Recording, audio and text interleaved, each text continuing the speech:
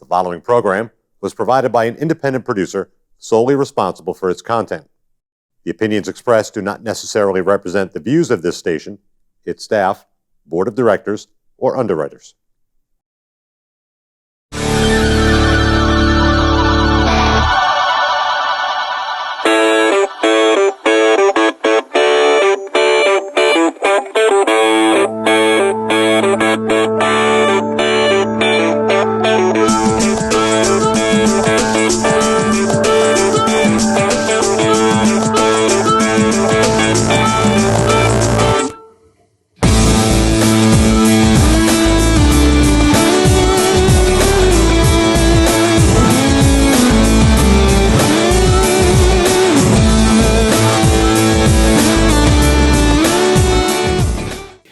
Welcome to another episode of Speaking with the Senator. I'm Senator Kevin Avard from District 12, and I happen to be the chair of the Energy and Natural Resources Committee in the Senate. And today we're going to be talking about energy. And, nowadays a lot of people are talking about clean energy and all of the above.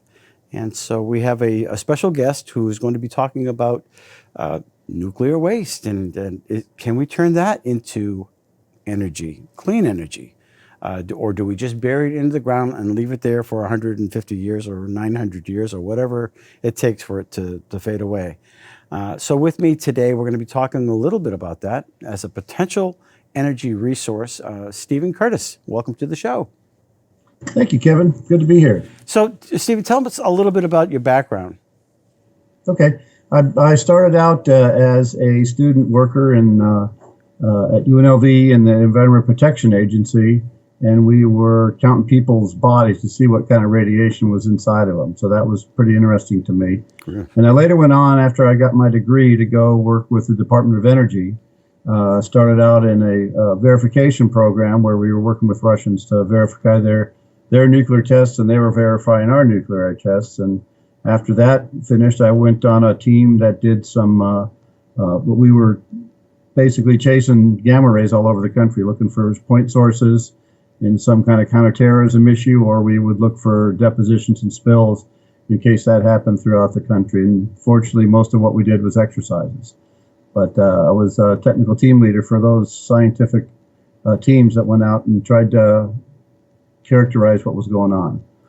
And I did that for about 15 years. So now this type of the energy sources that you're looking for as a byproduct from nuclear use, or could be accident.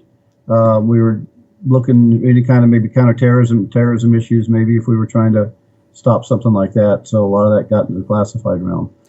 But we did work a lot with what my background is in education is health physics. I'm a master's degree in health physics, which is how radiation affects people and how it affects the environment. And that's what basically we were doing. And I lived in Nevada for 38 years and was pretty well involved with Yucca Mountain, though I never worked for that program. I was a lot involved in trying to convince Nevada that this was a good idea, and they never embraced it. And that's kind of the way we're facing right now. They just, nobody's suiting up to this issue. So when you say it was a good idea, what are we talking about? Right now, just a little background. It seems as though some of the nuclear power plants have come of age. Some of them are being shut down. A lot of them have buried the yellow cake or whatever that is, the stuff that makes them tick. And we have nuclear subs. We have this, that.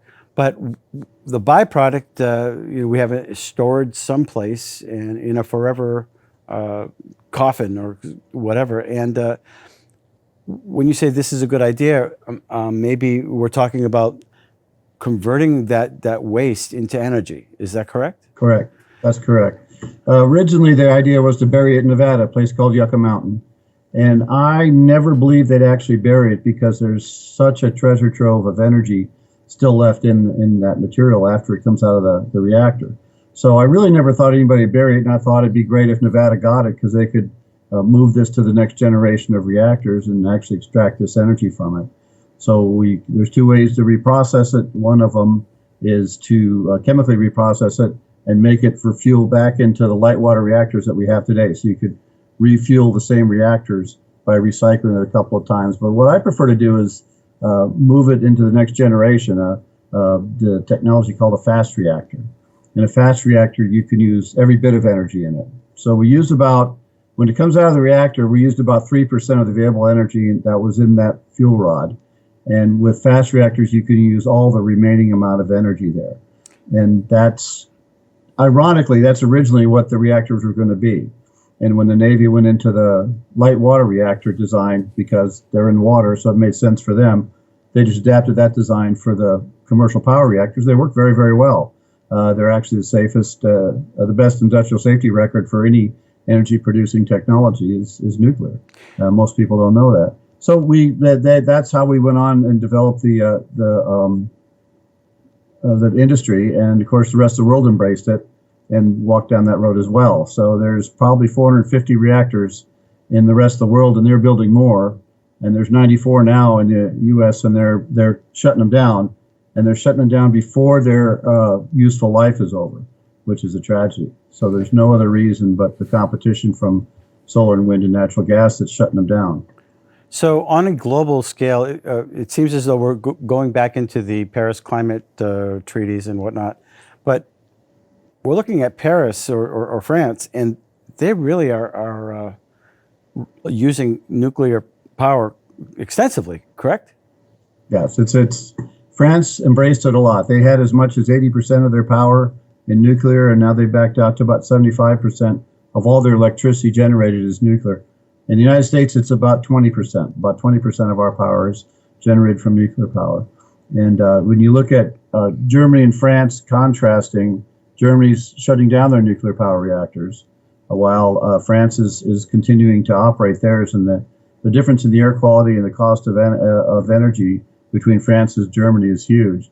In fact, Germany's taken a lot of credit for clean energy, buying it from France usually at night, when the solar and any time the wind's not blowing. So it's quite a contrast, and quite really shows that nuclear is a necessary component to this.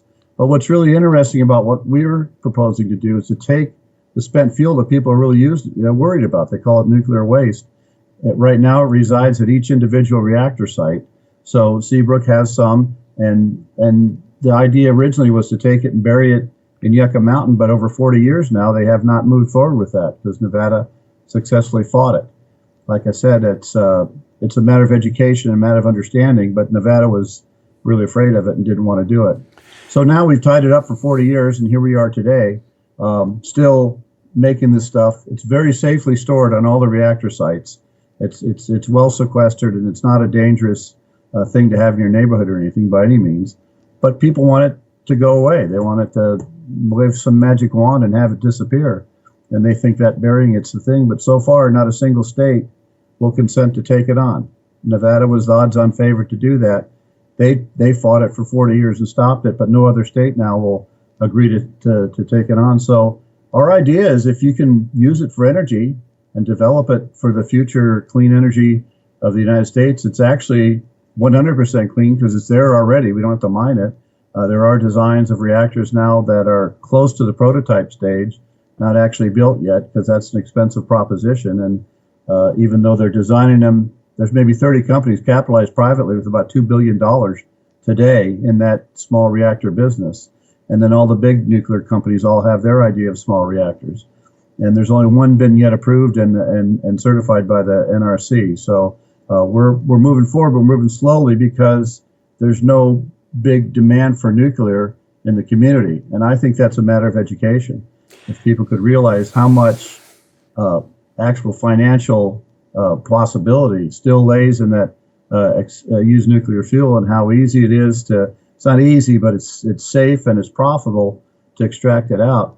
You could basically have clean energy at the current rates of the U.S. usage for 250 years using only the amount of spent fuel we have on hand now. That sounds like, to me, a pretty good thing to look into. It seems to me the history, we had the recent earthquakes in Japan, you had Chernobyl, and of course 3 Mile Island. That seems to be forever imprinted in the minds of the public. Yet there are how many other nuclear power plants in the world at this point? Do you know? 452 452 operating plants. Yeah. So that really is a small amount, and it seems as though here in New England we haven't had any problems with Seabrook. No. So are you saying it would give Seabrook a new life? Is that Well, Seabrook actually probably can apply to go another 20 years. They're certified to 40 years. And then they can get extensions in 20-year increments. right? And there are some in the United States that have been extended to 80 years now. But you talk about Indian Point, New York just shut down. It had another 10 years on its current rate, and they could have got extension to another 20 years. But they shut it down at the peak of its profitability just because the utility company decided they could make more money off of completely subsidized solar and wind and natural gas. So are you advocating then a new type of plant? Yes. Yeah. We want to develop what we call small modular reactors, and there's different types of them. Some of them are light water design, just like smaller versions of the current light water reactors, and others are called fast reactors, where they keep the neutrons fast. And if you do that, you can fission almost all the material in uranium. With the light water reactors, they enrich it to about 3 or 4%. Once that enriched part's burned down, then they take the fuel out and put new fuel in, because if you're not using fast neutrons, then the fission products can get in the way. Because when an atom breaks apart, there's two fission products. And that really is the problem with the spent fuel. That's where all the radiation comes from, is from the fission products. Takes them, you figure 10 half-lives are up, pretty much gone, and the big ones you worry about are about 30-year half-life. So about 300 years it decays away. But they're worried about spent fuel now for 1 million years. They've said they have to sequester this for 1 million years, and nobody, can think of a guaranteed way to do that, because who thinks of 1 million years? So why why not? We're trying to Why not just convert it into energy and keep it going? Is what you're saying? Absolutely. That's the smart thing to do. Now everybody's afraid of it because of what I believe is to be misinformation. So a lot of this is something we have to get with the public and try to, give them a reason to want to use it and not be afraid of it. So we have to have a lot of outreach and things like that, because they're hearing information that's from other sides of it that really is not. It's overhyped. I mean, like I said, it's the safest way to do energy, to make energy. Where are examples of this being done, or is it being done anywhere? I think you might have mentioned fast reactors. Yeah. Russia has operating fast reactors now. Mm-hmm. They've actually put reactors on barges so they can float them up the river into Siberia and do remote power applications for them. So they actually have reactors that are on the board. China's really moving forward. They don't have an actually working reactor yet, but they're very close to putting them online. And of course, China's building probably 10 to 12 light water reactors every year. They're backing off of their solar wind production. They're going almost full time into nuclear reactors to provide their clean air.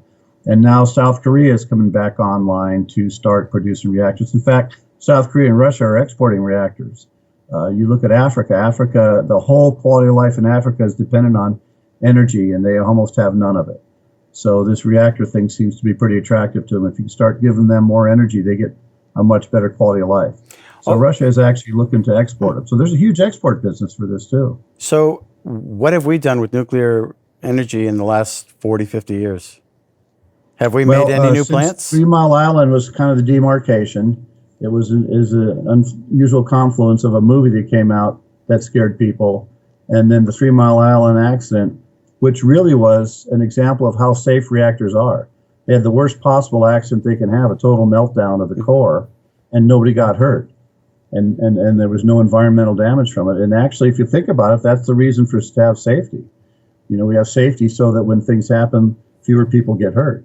Not that they're never going to happen. No matter what your technology is, you're going to have some kind of things go wrong.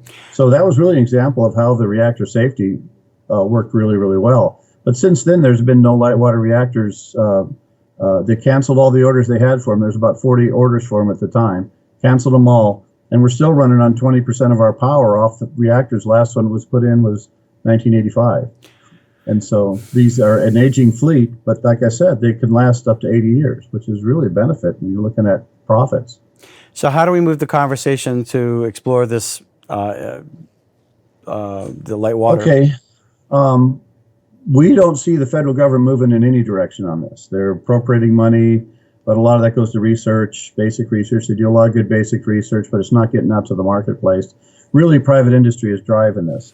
So our proposal is if a governor can say, we will take the used nuclear fuel, realizes the safety factors there, realizes the huge profit potential from exporting clean energy to the world, and decides that they want to make a declaration that we will accept used nuclear fuel, now you solve a problem that's really plaguing the entire government. 40 years they haven't solved this problem. They have no solution on the books now. And so you can basically ask kind of for whatever you want. We know there's a congressional waste fund of about $45 billion sitting there that can only be used on this application. So if we propose a solution that takes care of the spent fuel problem, we can tap into that amount of money. And so you can use that to seed your businesses. And our vision is to have a national laboratory set up that explores the basic research in the other laboratories and expedites it out to industry. And you can have an industrial park sitting outside of there where these small modular reactor companies can come in and set up.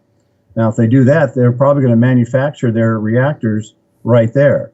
So there's a huge amount of jobs for that because these reactors are manufactured on site and shipped to where they're going. They're not they're not constructed in situ like they are right now. So you can see a huge industry building around this. The energy business in 2016, all energy, cars and heating oil and everything else, was $1 trillion. That's still a lot of money to a guy like me, even though we hear $1 trillion thrown around like it's nothing. But that's $3,000 per person in the United States. That's a big industry. And you can get a huge chunk of that because they all want to go clean. We're talking about cars all want to go electricity. There's no idea now how we're going to get enough electricity to power all these cars in the next 30, 40 years that come online. But this could do it. If you could start these reactors being produced, mass produced, and shipped out, you could see these things popping up, I don't know, once every 2 or 3 a year anyway. And then as the demand goes up, they just have bigger capacity to manufacture them. So and then before, they use theirs. Go ahead. So before you start encouraging other states to say, okay, we'll take your spent fuel, you got to have a prototype Yes. of this. And is there one that, what does it take to get a prototype up and running? Well, there's always that issue with the first of a kind of anything. Right. So the joke is the first color TV set cost $100 million. The rest of them cost $100 each. Okay. So once you get the production going on them, they're really cost effective, but we got to get that first prototype built and working. And the nice thing is that there are private companies with those designs ready to go. They just need the impetus to put that money into it. Well, here you have $45 billion sitting in a fund. Why not leverage that to get this first of a kind issue out of the way, get the prototypes working? Now, there's many different designs, and not all of them are fast reactors, and not all of them want to burn used nuclear fuel. But if you do, then you can leverage this fund.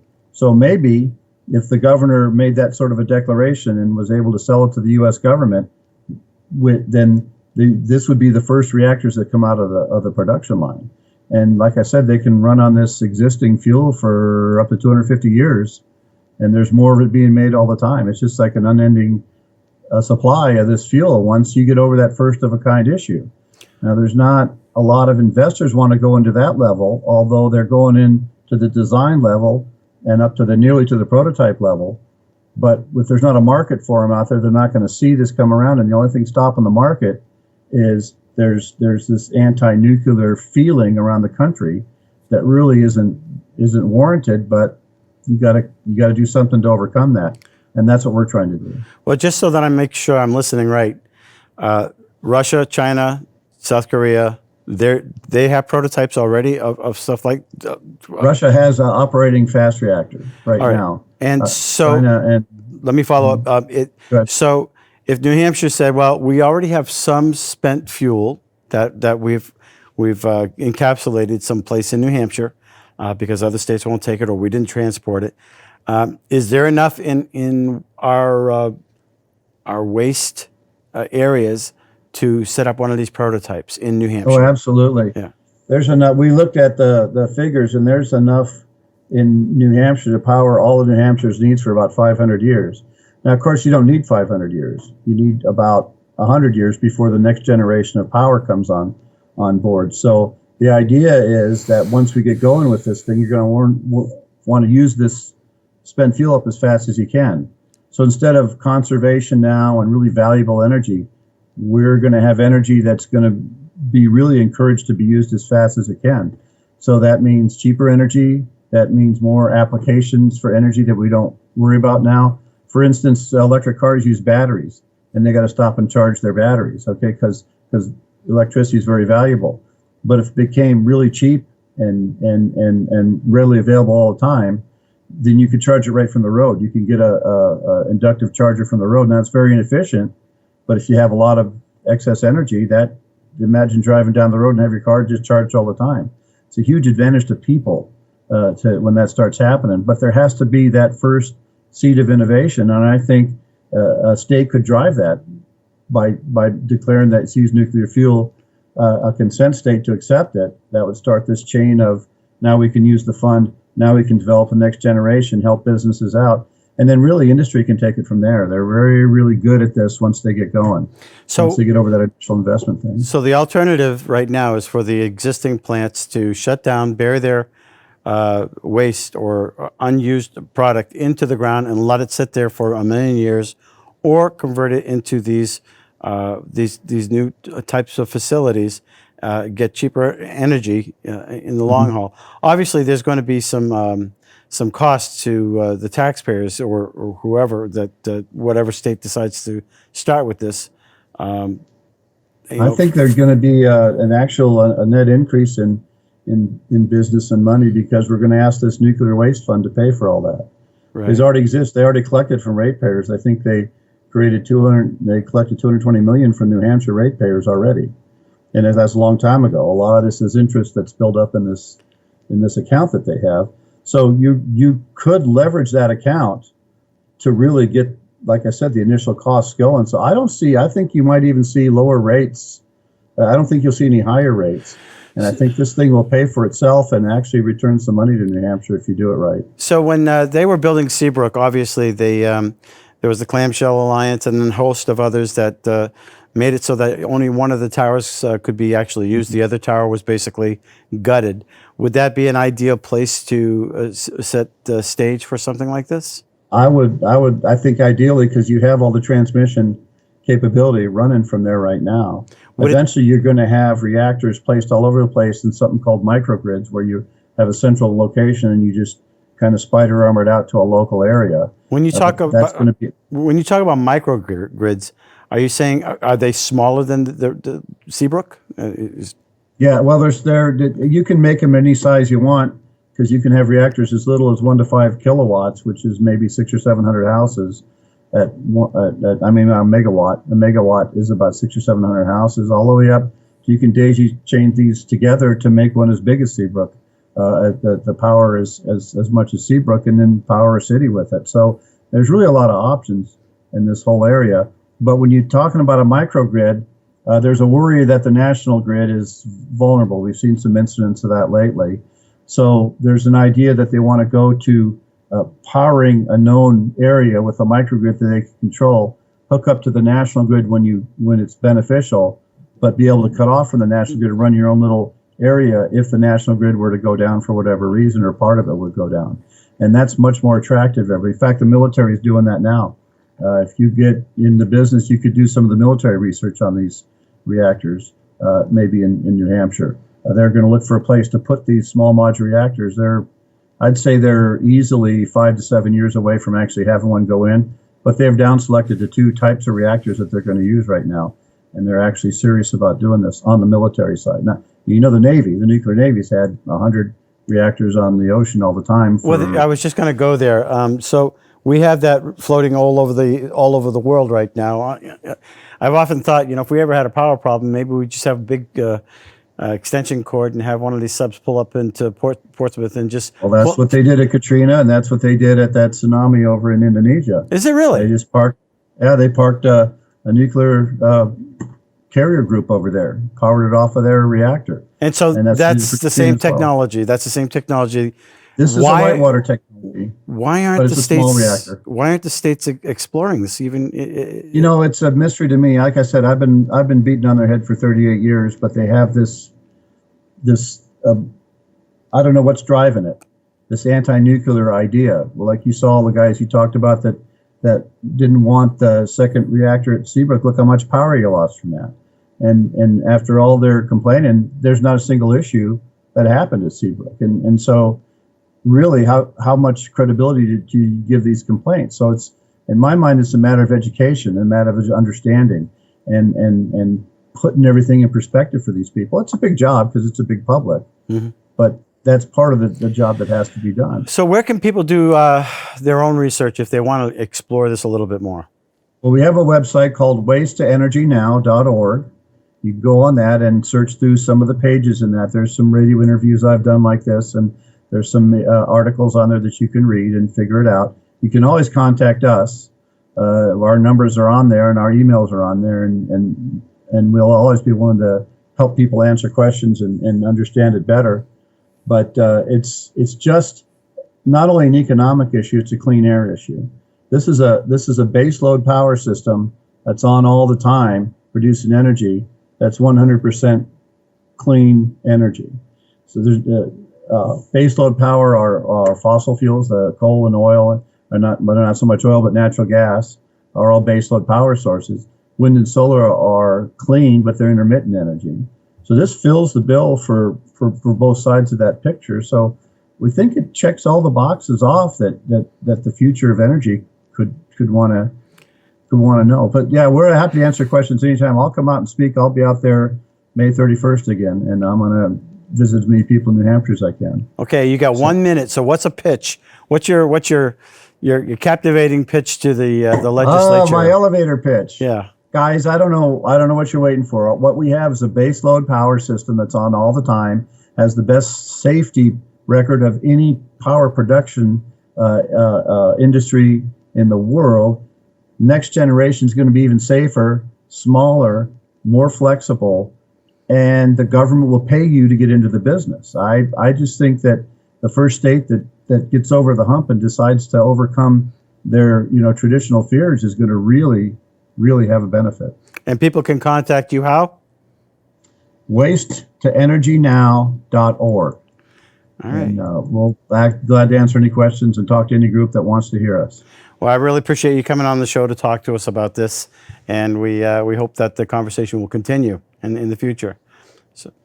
So thank you, Kevin. Thank you. Really appreciate it. And thank you, folks, for watching Speaking with the Senator. If you have a topic you want to come on and talk about it, we'd be happy to give you a chance to voice your opinion or ideas. So until then, thanks for watching Speaking with the Senator.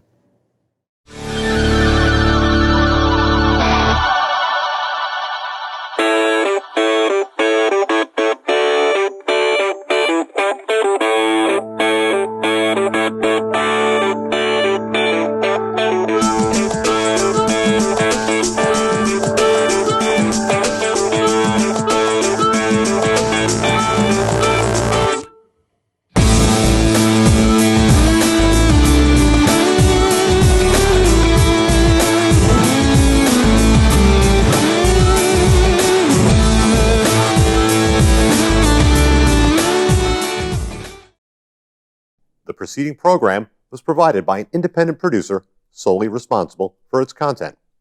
The opinions expressed do not necessarily represent the views of this station, its staff, board of directors, or underwriters.